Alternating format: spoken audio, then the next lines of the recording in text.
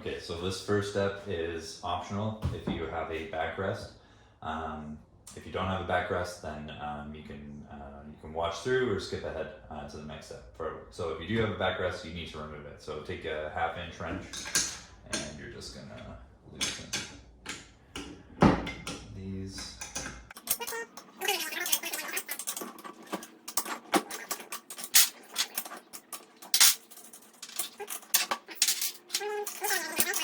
You don't lose any pieces.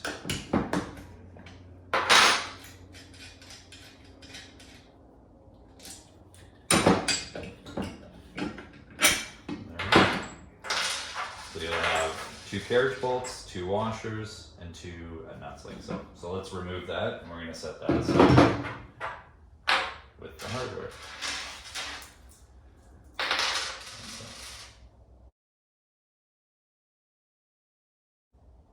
Okay, next step, you're going to take your Phillips screwdriver and you are going to, there's a little set screw here on the underside.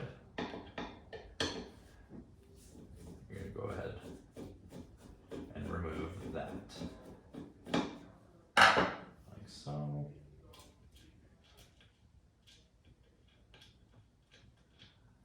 Okay, and let's just set that aside. Next step, loosening and removing this height adjustment, or this adjustment knob here. So there's a washer and a knob here. So we're going to set that aside, and we're just going to go ahead and slide this off. So this is the part that you may or may not be keeping, so we'll leave that there. That's the seat mast. Depending on the size of bike that you have, might look a little different.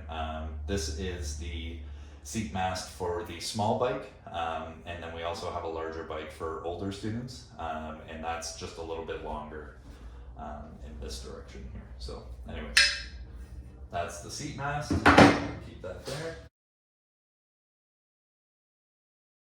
So you'll be left with this assembly that you see here.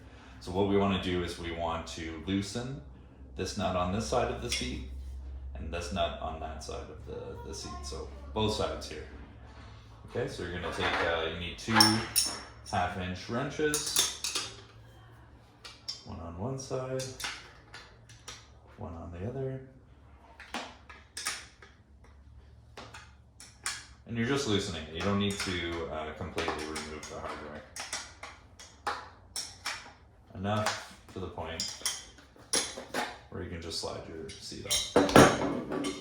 There you go, you've disassembled it. So now let's reassemble everything with the new bracket.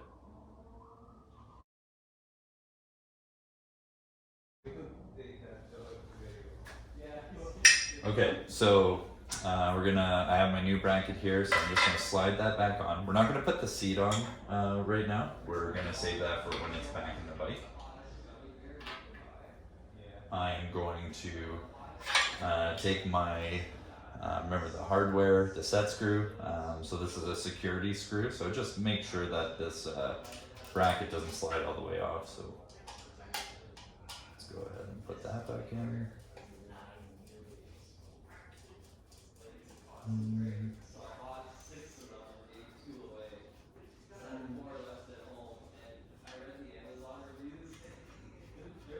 Okay, like so.